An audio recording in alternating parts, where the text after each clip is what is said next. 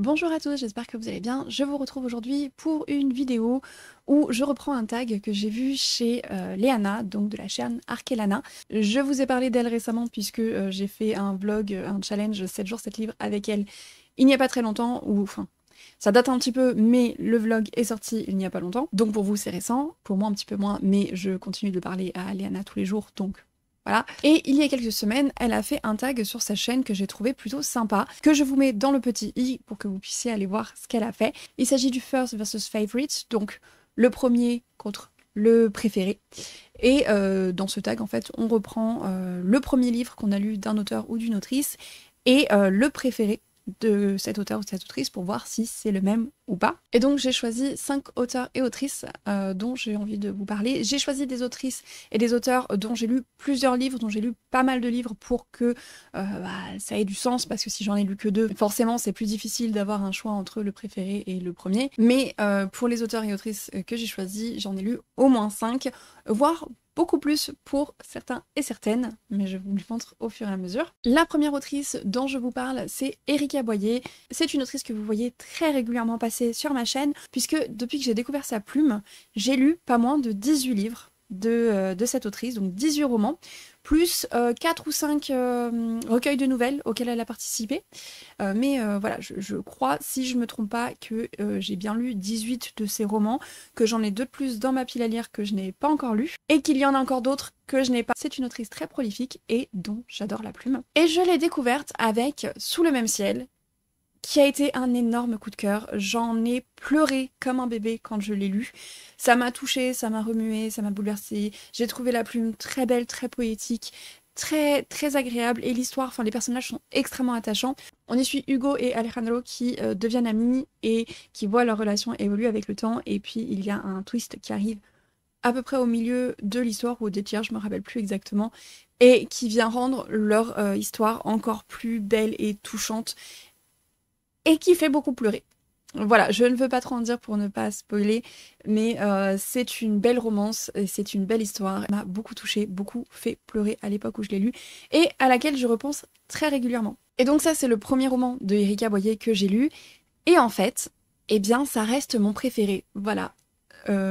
J'ai adoré ces romans suivants, j'ai quasiment tout lu, hein, et j'ai un énorme coup de cœur pour Hyacinthe, par exemple, de Tout en nuances.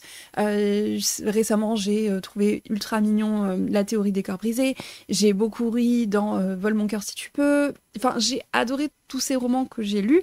J'ai eu des coups de cœur pour certains d'entre eux, mais je pense que celui qui m'a le plus touchée, bouleversée, reste et restera Sous le même ciel. Alors, restera peut-être pas, on sait jamais. On sait pas ce qu'elle va nous écrire après.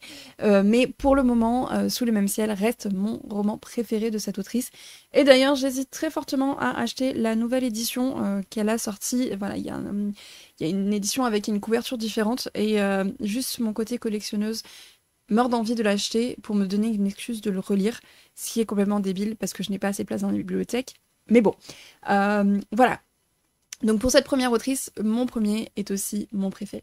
La deuxième autrice est aussi une autrice auto-éditée que j'ai connue grâce à la box des plumes indépendantes, grâce à laquelle j'ai connu Erika Boyer, ou alors j'ai connu les plumes indépendantes grâce à Erika Boyer, je ne sais plus dans quel sens, mais c'était à peu près la même période. Et donc j'ai découvert la plume de Tia Wolf dans une de ces box, puisque j'avais reçu le premier tome de Antea, qui est une quadrologie, c'est du fantastique young adulte jeunesse. Et il y a 4 tomes que j'ai lus et adorés, et du coup depuis je me suis procuré l'intégrale que je trouve absolument magnifique. Au total j'ai lu 8 romans de Tia Wolf, plus je crois qu'elle a participé à 2 recueils de nouvelles, et j'ai tout lu.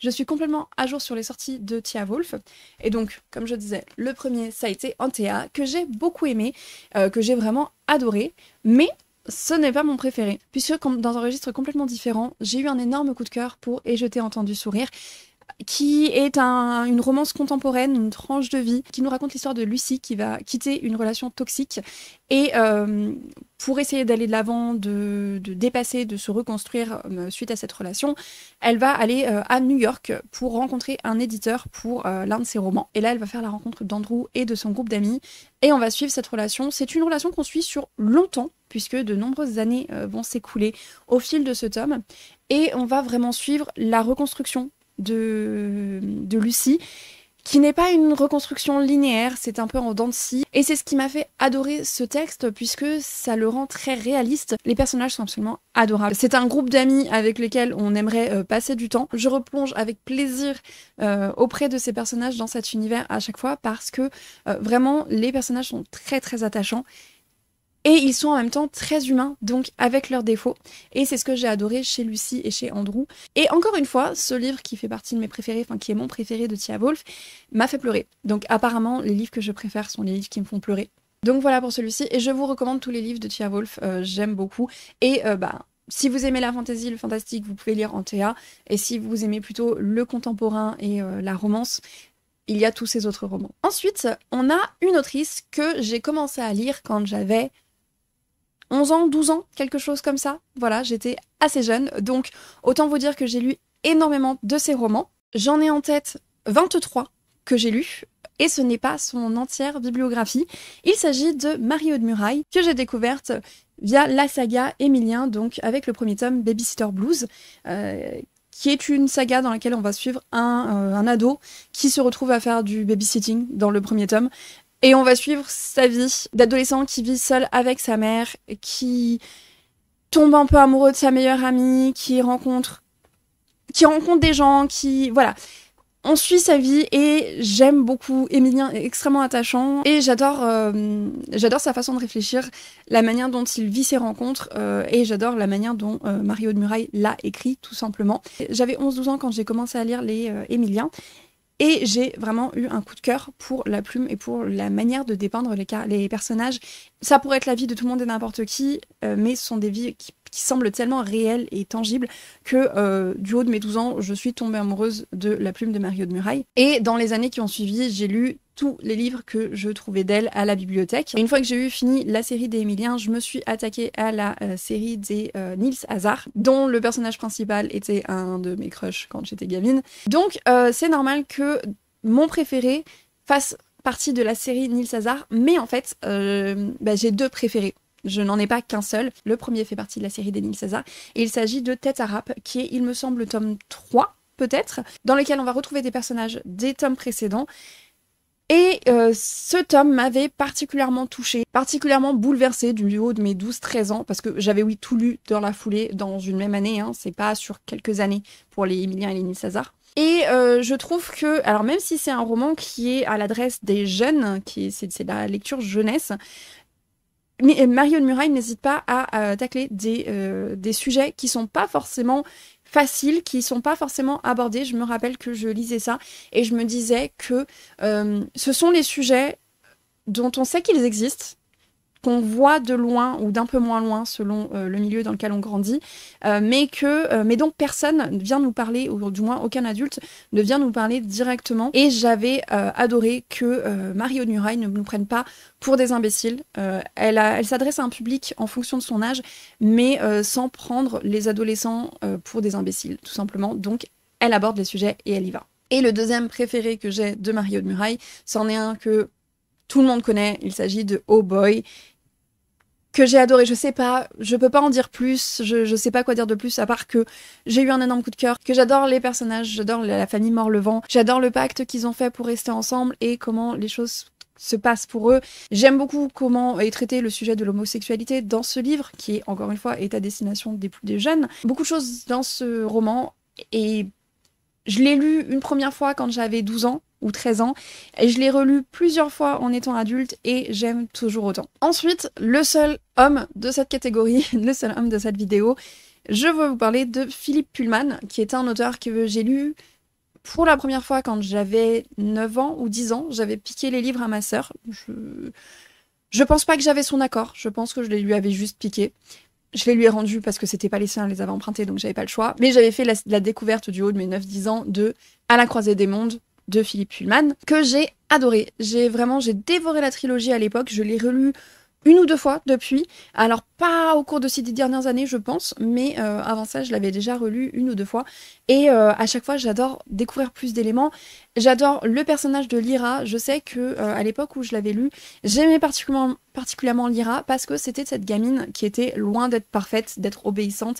Elle était parfois agaçante. Elle était comme une enfant de son âge devait être. Et comme elle avait à peu de choses près mon âge, je me reconnaissais bien en elle sur certains aspects. Et j'aimais qu'il lui arrive autant de choses, qu'elle vive autant d'aventures et qu'elle soit telle qu'elle était. Et j'ai adoré aussi la complexité de l'univers. Je me suis rendu compte en cherchant mes livres pour cette vidéo que je n'ai pas mon tome 1. Je ne sais pas ce qu'il en est advenu. Je l'ai perdu. Je pense que j'ai dû le prêter et on me l'a pas rendu. Et ça m'agace particulièrement parce qu'il y a beaucoup trop de livres pour lesquels c'est le cas. Et comme je ne me rappelle pas à qui je les prête, eh ben je ne peux pas les récupérer si les gens ne s'en rappellent pas eux-mêmes. Bref, donc, premier roman de Philippe Pullman que j'ai lu, c'est la trilogie À la croisée des mondes. Mais ensuite, j'ai continué. J'ai lu au total 9 livres de cet auteur. Et mon préféré n'est pas, finalement, À la croisée des mondes, même si je l'ai adoré. C'est toute la série des Sally Lockhart. Notamment le premier tome, et il me semble que c'est le mystère de l'étoile polaire. Sally Lockhart est une jeune détective à une époque où les femmes ne sont pas censées être détectives. Et elle est aussi conseillère en placement financier. Voilà, elle a vraiment ce statut, elle sort des normes, elle fait des choses qui, à l'époque, ne sont pas attendues des femmes. Une de ses clientes perd tout son argent dans une affaire un petit peu louche, et donc Sally va commencer à mener son enquête, et elle va faire des rencontres au passage, et j'ai adoré. Alors en fait, ça c'est le tome 2, je vous dis des bêtises, celui-ci c'est le tome 2, et le premier c'est La malédiction du rubis, et pour moi ils sont un peu ex-aequo, mais je pense que j'ai préféré le deuxième parce que j'ai adoré retrouver les personnages du premier tome, et j'aime beaucoup les interactions entre ces personnages. J'aime beaucoup le personnage de Sally Lockhart et la manière dont elle va casser les codes et le faire fièrement et sans pour autant faire énormément de vagues. Elle a une manière de faire les choses que j'aime beaucoup et elle a un caractère que j'apprécie. Et j'adore ses acolytes également, enfin, les gens qui vont l'accompagner dans ses enquêtes. Et ça fait que c'est la série que je préfère de Philippe Pullman. L'autrice suivante, j'ai lu à l'heure actuelle 23 de ses romans, mais je ne suis pas du tout à jour et j'aimerais beaucoup y remédier, mais bon, ça va se faire petit à petit. Il s'agit de Cassandra O'Donnell, dont le premier roman que j'ai lu, c'était le tome 1 de Rebecca Keane. Je ne sais pas du tout comment j'étais tombée dessus, on me l'avait peut-être conseillé, ou alors je devais chercher des romans de Bitlit à l'époque, je ne sais pas. En tout cas, je suis tombée sur Rebecca Keane et je suis tombée amoureuse du personnage. Je suis tombée amoureuse dès la première ligne du roman. Et depuis, j'attends chaque tome avec impatience, même si ça commence à être difficile d'attendre la fin. Et pour patienter, j'ai lu au fur et à mesure tous ces autres romans. Donc, j'ai lu Les Sœurs Charbret, j'ai lu Les Aventures improbables de Julie Dumont, mais aussi tout ce qui était un peu plus jeunesse, comme La Légende des Quatre, Les Mal en Fer, etc. Donc là, il y a 2 séries en cours qu'elle a commencé il y a peu, qui est aussi pour les jeunesses, mais qui ont un côté plus sombre, plus gothique, qui me font énormément envie, mais que je n'ai pas encore lu. J'ai lu Les Sombres Terres, j'ai lu Les Mal en Fer, même si je pense qu'il me manque 1 ou 2 tomes pour Les Mal en Fer. Mais bref, je suis tombée dans la casserole avec Rebecca Keane, et à ce jour, Rebecca Keane reste mon roman préféré de l'autrice, parce que il y a vraiment le côté humour noir qui est à fond dedans, sur lequel elle ne se retient pas dans cette saga, puisque c'est sa saga adulte, et j'adore ça. Genre vraiment, l'humour de Cassandra O'Donnell, c'est de l'humour qui marche sur moi à 300%. Et le premier tome aura toujours une place particulière dans mon cœur, puisque c'est là qu'on fait des rencontres, qu'on rencontre le personnage de Rebecca, qu'on rencontre sa fille, et tous ceux avec qui elle va devoir cohabiter dans sa petite ville du Vermont après. Et oui, voilà, ce roman reste mon préféré de cette autrice. Donc voilà, il y a quand même 2 autrices pour lesquelles mon premier roman a été le préféré, mais ça ne veut pas dire que je n'ai pas adoré la suite. En général, pour que je lise autant de romans d'un même auteur ou d'une même autrice, c'est que ça marche plutôt bien quasiment à chaque fois. Vraiment, sur ces auteurs-autrices, je ne pense pas avoir déjà détesté un livre. J'ai eu certains livres